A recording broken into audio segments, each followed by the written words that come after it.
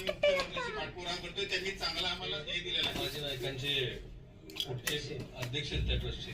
तुम्ही विचारू नाही का कशासाठी पुतळा काढला? मी कल्पना होती का पुतळा काढला? अजिबात नाही. हा मी शुक्रवारी सकाळी या पुतळ्याचं दर्शन करून गेलो आणि शनिवारी आलो तर हे संपूर्ण बंद केलेलं होतं. काय इथं काय पडदे लावले होते की आतमध्ये येऊ नका. हा रोड बी बंद केलता. काय इथं काहीतरी घडलंय म्हणून डिपार्टमेंट इकडे लोकांना येऊन देत नव्हतं. तेव्हा शनिवारी रात्री 11:30 वाजता हा पुतळा यांनी काढून नेलेला आहे. मी काल रविवारी सकाळी आलो तर इथं पुतळा नाही. तेव्हा आम्ही पुतळा आम्ही म्हणलो पुतळा सांगा. मग पुतळा चूर शिक्षित मनुष्य मी यांना विचारतो. नाही ऐका ना, कदाचित असं असेल की परवानगी न घेता कधीतरी 100 वर्षापूर्वी उभारला असेल.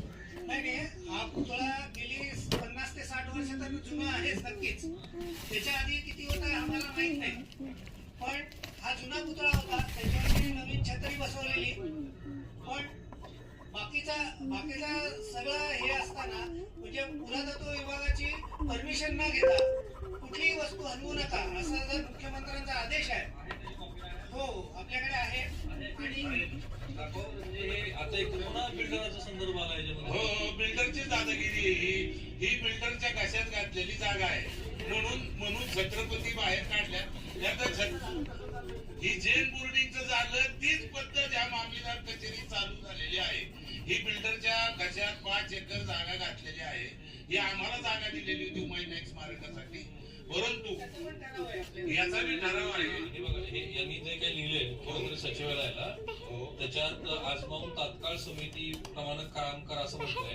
पण या वास्तूचा इतिहास आहे तर याची संपूर्ण पार्श्वभूमी असे की 18व्या शतकामध्ये पेशवे सरकारनं समकालीन कार्यकाळातील दारुगोळा या शस्त्र साठा आगार दाखवा आपल्या प्रेक्षकांना.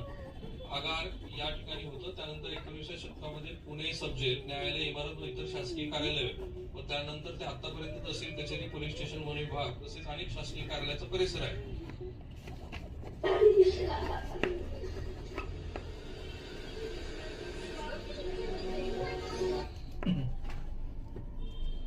या कार्यालयासाठी वापरत असलेल्या इमारती या सर्व 19व्या शतकातील बांधकाम केलेल्या ऐतिहासिक इमारती असून या ठिकाणी असलेला कारागृह तसेच अनेक थोर क्रांतिकारकांनी बंदिवास भोगला आहे वगैरे. आणि त्यामुळे हे आहे असं ठेवा. माय तू काय म्हणली 7 भरायचं? 7 भरात फेरफार देत नाही ते सरकार अधिकारी. कुणी काय आलं मागा देत नाही. 20 दिवस 25 दिवस सांगतात.